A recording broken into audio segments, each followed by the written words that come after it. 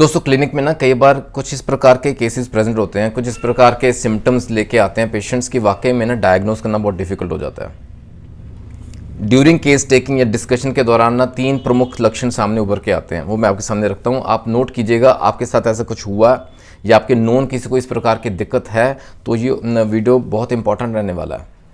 इसमें ना 3 important symptoms जो आते हैं ना, वो आता है, पहला आता है पेन का, दर्द, टेंडरनेस भी होता है, छूने से भी सिम्टम्स लक्षण में बिगड़ते हैं वो। And third is fatigue. Fatigue माने तो थकान, थकान भी सिंपल थकान नहीं, एक्सट्रीम टायर्डनेस, बहुत ज़्यादा थकान। सो पेन, टेंडरनेस एंड फैटीग। अब ये जो 3 शब्द है ना, ये बेसिकली बहुत ब्रॉड है। पेन कुड बी एनीथिंग, किसी प्रकार का पेन हो सकता है, दर्द, और बॉडी में कहीं भी हो सकता है, इसको हम स्पेसिफाई कर ही नहीं पाते ऐसे केस में। टेंडरनेस, छूने से भी, हल्का सा अगर प्रेशर भी लगा ना तो भी वो सिम्टम जो है ना वो और बिगड़ता है, दर्द का सिम्टम और बिगड़ता है। तीसरा है फटीग। तो ये समझते हैं कि ये 3 सिम्टम्स ना बहुत ब्रॉड हैं, बहुत कॉमन है।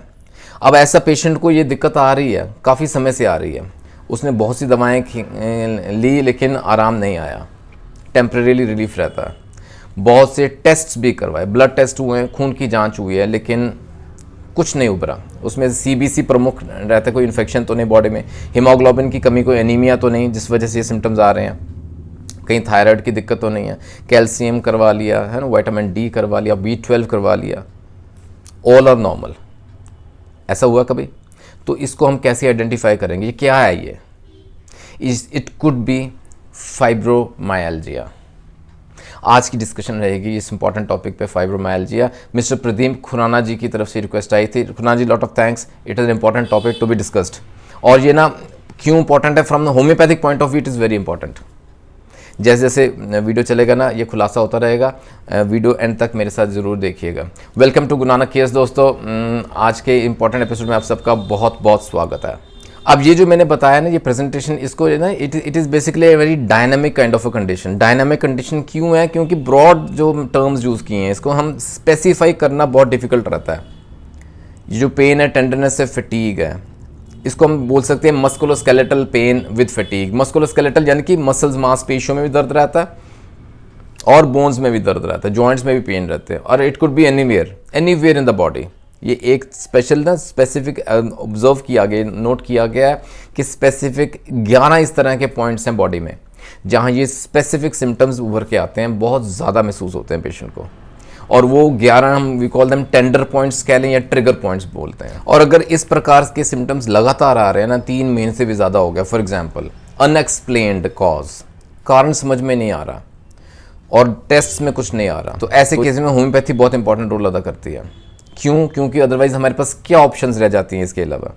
Non steroidal anti inflammatory drugs, जिसे हम पेन किलर्स का नाम देते हैं, ठीक है। और मैंने देखा एंटी सीजर ड्रग्स भी देते हैं, एंटी एंग्जाइटल ड्रग्स भी दी जाती हैं ऐसे पेशेंट्स को, कि उनका ना ये जो सेंट्रल नर्वस सिस्टम है वो शांत रहे, ब्रेन शांत रहे, ये जो सेंसिटिविटी, हाइपर सेंसिटिविटी कह लें पेन को हो रही है ना, वो थोड़ी कम हो जाए। लेकिन they are associated with numerous side effects. Temporarily relief मिलता है लेकिन लॉन्ग टर्म साइड इफेक्ट साथ में, इसको हम बोलते हैं कि ये जो इसका इफेक्ट है ना, इट इज़ ओनली पैलिएटिव। ये सिम्टम्स को मास्क कर देते हैं, जबकि होम्योपैथी जो है वो रूट कॉज पे काम करती है। ये ना और साइड इफेक्ट्स भी आ सकते हैं with prolonged use of such medicine. इसको लगातार मेडिसिन ले ना तो दिक्कतें आती हैं, कुड बी इंटेस्टिनल ब्लीडिंग, अंदर कुछ गुर्दों में प्रॉब्लम आ सकती है। इसमें ना इवन कॉग्निटिव इश्यूज़ भी आ सकती हैं, ब्लड विजन के इश्यूज़ आ सकते हैं, सिस्ट फॉर्मेशन हो सकती है, और अगर ऐसी दवाओं को लगातार इस्तेमाल में लाया जाए तो इसलिए बेटर है homeopathy. Come to homeopathy. Homeopathy क्यों? क्योंकि ये ना नेचुरल सब्सटेंसेस से तैयार की गई हैं दवाएं, हम सब जानते हैं, इनका कोई साइड इफेक्ट नहीं है, they work on the root cause और आपको आराम मिलता है। और इसमें ना it is not only pain, है ना, सिर्फ दर्द को नहीं देखना हमने, उसका पेन, टेंडरनेस, फटीग, ये 3 जो प्रमुख लक्षण मैंने बताए, केवल यही नहीं, सिर्फ यही नहीं, लेकिन इसके पीछे का कारण भी देखना है, उसके रूट कॉज को आइडेंटिफाई करना है, कुछ एसोसिएटेड सिम्टम्स भी समझने हैं to arrive at the final remedy, और वो वाकई में हेल्प करती है।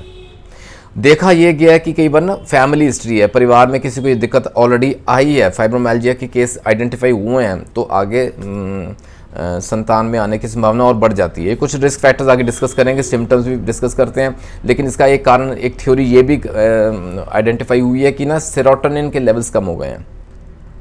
सेरोटोनिन इज अ हार्मोन, इसकी डिटेल चर्चा मैंने अलग से वीडियो डाला हुआ है, अपलोड किया हुआ है, देख लीजिएगा बेसिक इन्फॉर्मेशन के लिए। और होम्योपैथी की कौन सी सेरोटोनिन मेडिसिन हेल्प करती है वो भी मैंने मेंशन की है, देख लीजिएगा। फिर कई बार क्या होता है, फाइब्रोमाइल्जिया की वजह से या उसके साथ ऑलरेडी एग्जिस्ट करते हैं कुछ माइंड के सिम्टम्स, वो समझना ज़रूरी होते हैं। पेशेंट जैसे ना कोई इस तरह का डिफ़िकल्ट फेज़ से गुजर रहा है लाइफ के, जिसमें उसको ना कुछ पास हिस्ट्री रही है डिप्रेशन की, एंग्जाइटी की, या अभी प्रेजेंट उसको सिम्टम्स में ये दिक्कतें आ रही हैं, जिस वजह से ना पेन और बढ़ जाता है। ये जो फाइब्रोमाइल्जिया के सिम्टम्स हैं ये और बढ़ जाते हैं, साथ में इनसोम्निया के सिम्टम जुड़ जाते हैं। ऐसे बहुत से सिम्टम्स साथ में जुड़ते हैं, इसलिए proper case taking is required.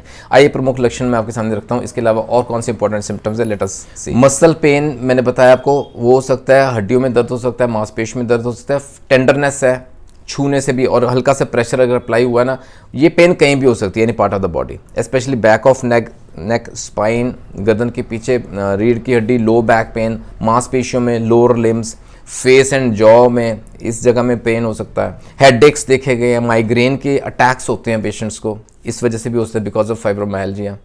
अच्छा, फिर डाइजेस्टिव इश्यूज हो जाते हैं, उसमें ना इनडाइजेशन होगा, कई बार तो डायरिया हो जाएगा, लूज मोशन लग जाएंगे, कई पेशेंट्स को कब्ज हो जाती है, कॉन्स्टिपेशन हो जाता है, बवल मूवमेंट्स जो हैं वो इनवॉलंटरी हो जाते हैं, कंट्रोल, ब्लैडर कंट्रोल इश्यूज हो जाते हैं, इनवॉलंटरी हो जाता है, यूरिन पास हो जाता है, पता नहीं चलता। फिर माइंड के सिम्टम्स वो भी साथ जुड़ जाते हैं, इस वजह से भी होता है। अगर बंदे को डिप्रेशन के सिम्टम आ रहे हैं, एंग्जाइटी के सिम्टम आ रहे हैं, मेमोरी वीक होती जा रही है, तो ये it can be presentation of fibromyalgia. Memory के इश्यूज आ रहे हैं ना, यादाश्त कमज़ोर हो रही है, उसको अफेक्ट हो रहा है, तो उसको ना ब्रेन फॉग भी बोलते हैं, उसके अलग से दवा रखूँगा आपके सामने। और एंग्जाइटी, डिप्रेशन सब जुड़ते हैं। Insomnia is another very important symptom, fibromyalgia हो सकता है। कुछ ना रिस्क फैक्टर्स भी समझें, अगर 40 साल की उम्र है, उससे ज़्यादा उम्र है, रिस्क फैक्टर माना जाएगा। महिलाओं में इसके होने के चांसेस थोड़े ज़्यादा रहते हैं पुरुषों के कंपैरेटिवली, राइट। थर्डली, अगर बंदे को ऑलरेडी पास हिस्ट्री है स्ट्रेस की, डिप्रेशन की, एंग्जाइटी की, it could be a risk factor, जिस वजह से फाइब्रोमाइल्जिया उस केस में ज़्यादा प्रोमिनेंट हो सकता है। 2 इंपॉर्टेंट कंडीशंस और होती हैं, ऑस्टियोआर्थराइटिस है एक, दूसरा है IBS, इरिटेबल बाउल सिंड्रोम। अगर इस तरह के भी दिक्कतें रहती है पेशेंट को ना, it could be a risk factor which can lead to fibromyalgia, right. और इनसोम्निया, और अगर इन्फेक्शंस बार बार होती हैं, could be risk factor. Stress है बंदे को, अच्छा कोई ट्रॉमा भी हुआ है, उस वजह से भी एक रिस्क फैक्टर माना जाएगा फाइब्रोमाइल्जिया के लिए। अब हम समझें फाइब्रोमाइल्जिया क्या होता है, इसकी प्रेजेंटेशन कितनी डिफिकल्ट है, इसको समझना बहुत डिफिकल्ट रहता है, क्योंकि इसे डायग्नोज नहीं हो पाता है। देयर आर नो टेस्ट्स कि ये टेस्ट करवा लें और डायग्नोज हो जाएगा, ऐसा कुछ नहीं है। इसलिए ना 1-to-1 discussion is required with the physician. अपना केस दें, डिस्कस करें, और बहुत बहुत इंपॉर्टेंट दवाएं, मैं कुछ प्रोमिनेंट मेडिसिन आपके सामने रखता हूँ। The very first important remedies arnica Montana. क्यों आर्निका, क्योंकि प्रोमिनेंट क्यों लिया मैंने, देखिए जो जनरल पेन किलर्स रहते हैं ना होम्योपैथी में, आर्निका स्टैंड्स नंबर 1।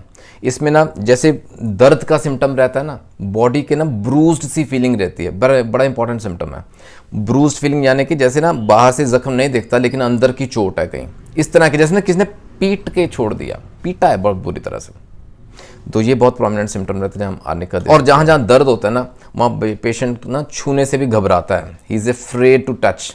वो जो टेंडर पॉइंट्स मैंने बताया, 11 पॉइंट्स रहते हैं बॉडी के, राइट। नंबरनेस भी होती है, टिंगलिंग सेंसेशन भी होती है, तो आर्निका बहुत इंपॉर्टेंट दवा रहती है। एक्यूट कंडीशंस में 30 CH पोटेंसी में शुरू कर सकते हैं। दूसरी इंपॉर्टेंट दवा रहती है रस टॉक्सिकोडेंड्रोन। ये ना चीरता हुआ दर्द रहेगा, टीयरिंग कह लें, shooting, stitching type of pain रहता है बॉडी में, और बॉडी में ना वाइड स्प्रेड पेन्स हैं, ये नहीं कि एक ही जगह पेन हो रहा है, ये ना वाइड स्प्रेड यानी कि फैलता है दर्द। ये दर्द मसल्स में भी हो सकता है, ये दर्द टेंडन्स में भी हो सकता है, ये दर्द लिगामेंट्स में भी हो सकता है। और जैसे ना बंदा थोड़ा मूवमेंट करेगा ना, उसको थोड़ा आराम मिलेगा, उसको रिलीफ मिलता है।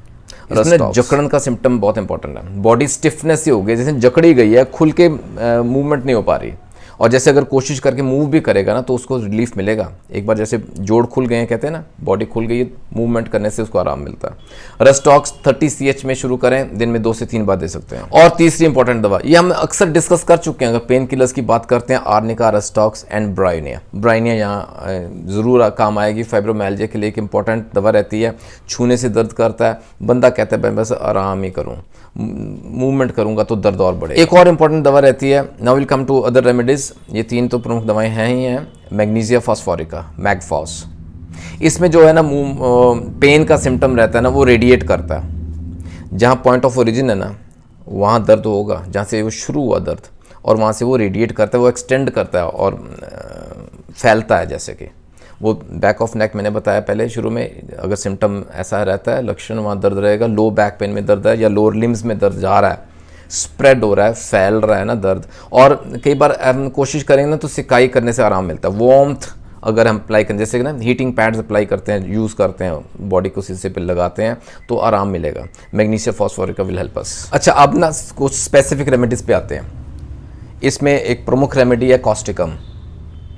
कॉस्टिकम के जो पेन है ना, वो वेरी करता है, इंटेंसिटी में वेरी करता है, यानी कि अभी कम है अभी ज़्यादा, लेकिन होता रहेगा, कॉन्स्टेंटली होता रहेगा। अब कॉस्टिकम के मैं आपको 2 से 3 इंपॉर्टेंट सिम्टम बताता हूँ कि हम कॉस्टिकम कहाँ यूज़ करें। कॉस्टिकम न particularly acts upon the nerves, नसों पे एक्ट करता है, वो सेंसरी नर्व है चाहे वो मोटर नर्व है। Causticum specifically acts upon muscles, वो मांसपेशियों पे एक्ट करता है, चाहे वो वॉलंटरी मसल्स हैं चाहे वो इनवॉलंटरी मसल्स हैं, राइट। और कॉस्टिकम ना स्पेसिफिकली एक्ट करता है हमारे फाइब्रस टिश्यूज़ पे, हमारे मस्कुलर टिश्यूज़ पे, और बड़ा टीयरिंग सा, शूटिंग सा पेन रहता है, दर्द बहुत भयंकर किस्म का रहता है। अब मैंने वर्ड यूज़ किया फाइब्रस टिश्यूज़, बॉडी में कहीं भी फाइब्रस टिश्यूज़ में दर्द होगा तो causticum is going to help us. और ये फाइब्रोमाइल्जिया क्या चीज़ है, ये बेसिकली फाइब्रस टिश्यूज़ का ही तो दर्द है, तो कॉस्टिकम विल हेल्प। यहाँ एक और इंपॉर्टेंट दवा बताऊँगा, that is gelsemium.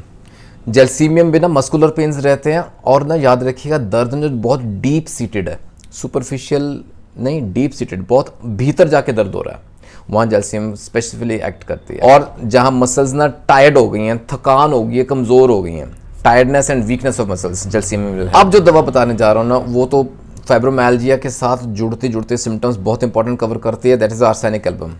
Arsenic album one of the prominent remedies of homeopathy, specially fibromyalgia के साथ अगर फटीग का सिम्टम जुड़ता है, थकान, सडन अचानक से थकान हो गई, अचानक से वीकनेस हो गई, अचानक से ना शरीर से जान ही निकल गई, जैसे कि वहाँ बड़ा इंपॉर्टेंट है रोल आर्सेनिक एल्बम का।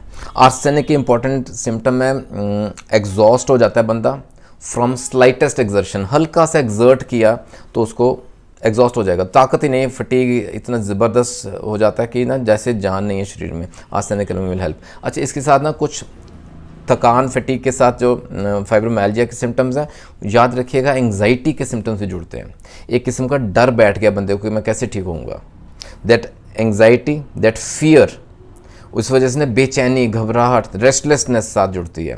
ऐसे कुछ symptoms arsenic album will help. अब एंग्जाइटी की बात चलिए तो एक और दवा दिमाग में आती है, दैट इज़ इग्नेशिया। इग्नेशिया हमारा फाइब्रोमाइल्जिया होता है, फाइब्रस टिश्यूज़ में पेन हो रहा है, पेन के सिम्टम्स हैं, फटीग के सिम्टम्स हैं, लेकिन साथ में ना मेंटल सिम्टम्स भी वो केस टेकिंग के दौरान उभर के सामने आते हैं। अगर सवाल जवाब हो तो उसमें पता चलता है कि देयर इज़ पास्ट हिस्ट्री, कुछ डिप्रेशन की है, कुछ मन उदास रहता है पेशेंट का, कोई उसको ना सैडनेस अंदर की, कुछ डिसअपॉइंटमेंट है, चाहे पुरानी क्यों ना हो, इग्निशिया विल हेल्प। कई बार ऐसा होता है ग्रीफ या डिसअपॉइंटमेंट के साथ जुड़ते हैं की वजह से ना एंग्जाइटी है या डिप्रेशन है, स्ट्रेस है, किसी कारण से ना उसको नींद में दिक्कत आनी शुरू हो जाती है, उसका स्लीप पैटर्न डिस्टर्ब हो जाता है, इंसोम्निया हो जाता है, डिस्टर्ब स्लीप हो जाती है, साथ में फाइब्रोमाइल्जिया के सिम्टम्स तो हैं। तो ऐसे केस में पर्टिकुलर इन सच केसेस ना कॉफिया क्रूडा हेल्प करती है। दोस्तों ये तो मैं आपको बताऊं, जैसे सिम्टम्स आते जाते हैं ना, रेमेडीज़ आती जाएंगी और से और आती जाएंगी। सो डिस्कस करें, इसको ज़्यादा डिले ना करें, विलम्ब ना करें, अपना केस दें, बात करें फिजिशियन से, क्योंकि जिस तरह के, क्योंकि ये मैंने बताया आपको बहुत वास्ट है इसके सिम्टम्स, इसकी प्रेजेंटेशन डायनामिक, इसीलिए मैंने बोली थी। कोई स्पेसिफिक सिंगल रेमेडी नहीं है। Khurana ji, you are asking for a single remedy, ये पॉसिबल नहीं हो पाएगा क्योंकि सिम्टम्स बदलते हैं तो रेमेडी बदल जाती है। लेकिन आशा करता हूँ मेरा जो मैसेज है ना आप तक ज़रूर पहुँचा होगा, इससे कोई ना कुछ लाभ ज़रूर होना चाहिए, आपको फ़ायदा पहुँचना चाहिए। दोस्तों जुड़े रहें गुरु नानक केयर्स के साथ for more such informational videos. कोई डाउट है, कोई अभी भी आपको सवाल है तो do mention the comment section, I will try to answer that. जल्दी मिलेंगे अगले वीडियो में, ख्याल रखिए अपना, टेक केयर, गॉड ब्लेस।